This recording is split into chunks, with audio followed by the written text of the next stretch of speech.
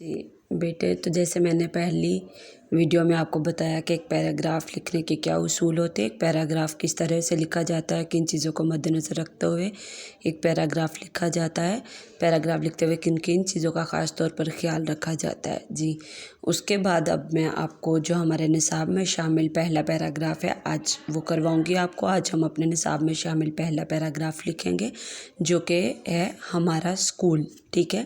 سب سے پہلے آپ اسی طرح تاریخ لگائیں گے، آج کی جماعت کا کام دن لکھیں گے، عنوان پیراگراف، ذیلی عنوان ہمارا اسکول۔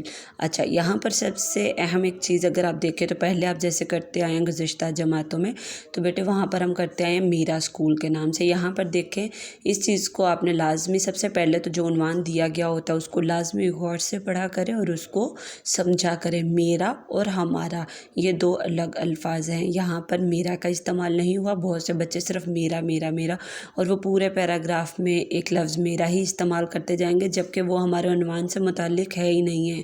یہاں پر جو ہمارا عنوان ہے وہ ہے ہمارا اسکول، میرا کا لفظ یہاں پر استعمال نہیں ہوا، تو اس بات کا خاص خیال رکھنا ہے کہ پورے پیراگراف میں کہیں بھی میرا کا لفظ استعمال نہیں کیا جائے گا، بلکہ ہمارا اسکول یہ ہم لفظ استعمال کریں گے، ٹھیک ہے۔ یہاں پر زیادہ یعنی جمع میں بات ہو رہی ہے، صرف میرا یعنی میں اپنے اسکول کی بات نہیں کر رہی بلکہ ہمارا اسکول کی بات کر رہی ہوں، تو ہم پیراگراف لکھتے ہوئے اس چیز کا خاص خیال رکھیں گے، ٹھیک ہے۔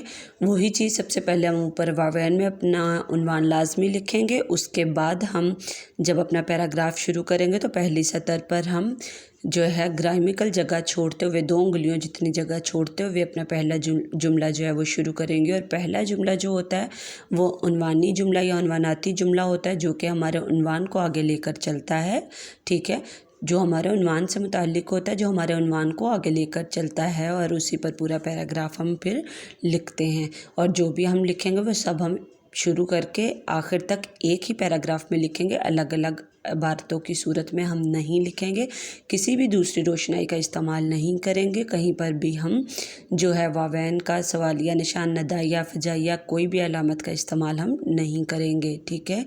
تو ہر جملے کے آخر میں ہم خاتمہ بھی لگائیں گے۔ یہاں پر اب میں آپ کو پڑھتے ہوئے بتاؤں گی، آپ دیکھتے جائیں ساتھ ساتھ۔ میں نے ہر جملے کے آخر میں خاتمہ کی علامت ضرور لگائی ہے، ٹھیک ہے۔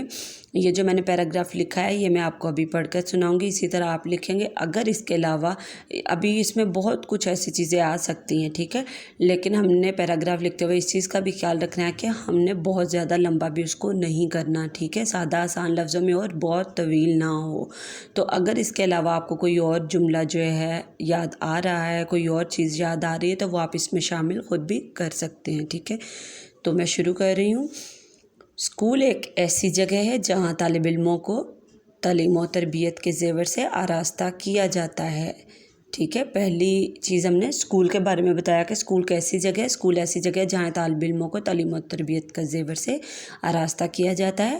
ہمارے اسکول کا نام الفیصل گرامر ہائی اسکول ہے جو احمد آباد میں واقع ہے۔ اب دیکھیں یہاں پہ میں نے جو کا استعمال کر کے 2 چیزوں کو اکٹھا ملا دیا، وہ واقع کہاں ہے اور اس کا نام کیا ہے۔ 2 الگ جملے تھے جن کو میں نے مرکب جملہ بنا دیا۔ جیسے میں نے پہلے آپ کو بتایا کہ کم از کم 2 مرکب جملے تو لازمی ہونے چاہیے، اس سے زیادہ بھی ہو جائیں تو کوئی حرج نہیں ہے، لیکن 2 لازمی ہونے چاہیے۔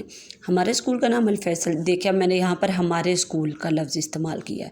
ہمارے اسکول کا نام الفیصل گرامر ہائی اسکول ہے جو احمد آباد میں واقع ہے۔ ہمارے اسکول کی عمارت بلند اور نہایت شاندار ہے، یہاں میٹرک تک تعلیم دی جاتی ہے۔ اس میں 40 کے قریب کمرہ جماعت ہیں، تمام کمرے کشادہ، ہوادار اور صاف ستھرے ہیں۔ یہ 2-3 چیزوں کو میں نے سکتا کی مدد سے ملا دیا اور کی مدد سے، یہ بھی مرکب جملہ ہے۔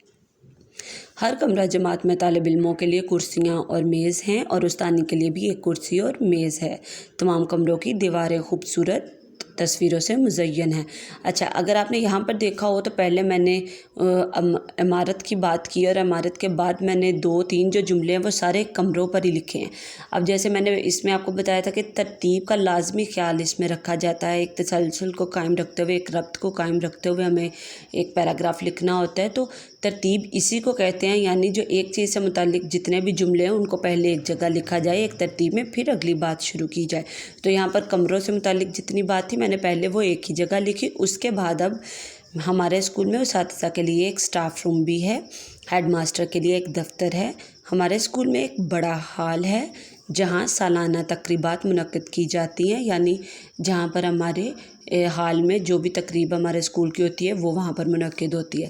اسکول میں ایک لائبریری، اب اس میں بھی میں نے سکتا کے استعمال سے 2-3 چیزوں کو اکٹھا ملا دیا ہے۔ اسکول میں ایک لائبریری، سائنس لیب اور کمپیوٹر لیب بھی ہے۔ ہمارے اسکول میں ایک باغیچہ ہے جس میں درخت اور پھولدار پودے لگے ہوئے ہیں۔ اسکول کا مالی اس باغیچے کی دیکھ بھال کرتا ہے۔ ہمارے اسکول میں ایک وسیع کھیل کا میدان بھی ہے جہاں تفریح کے وقت بچے مختلف کھیل کھیلتے ہیں۔ ہمارے اسکول میں تقریباً 120 اساتذہ کرام ہیں اور اس میں بھی میں نے اور کی مدد سے ملا دیا، اور تمام اساتذہ نہایت محنتی اور تجربہ کار ہیں، جو کہ اس میں پھر میں نے جو کے استعمال سے یہ 3 جملوں کو ہم نے ملا دیا ہے۔ تعداد لکھی اساتذہ کی، اور کے استعمال سے لکھا کہ وہ محنتی اور تجربہ کار ہیں جو کہ بچوں کو بہت محنت سے پڑھاتے ہیں۔ ہمارے اسکول میں 3000 کے قریب طلباء پڑھتے ہیں۔ اسکول کا نتیجہ ہر سال اچھا نکلتا ہے۔ میری دعا ہے کہ ہمارا اسکول ہر سال ایسے ہی ترقی کرتا رہے، آمین۔ ٹھیک ہے، یہ پیراگراف ہے، یہ آپ جو ہے اسی طرح اپنی کاپی پر اس پیراگراف کو لکھیں گے اور اس کو آپ نے یاد بھی کرنا ہے۔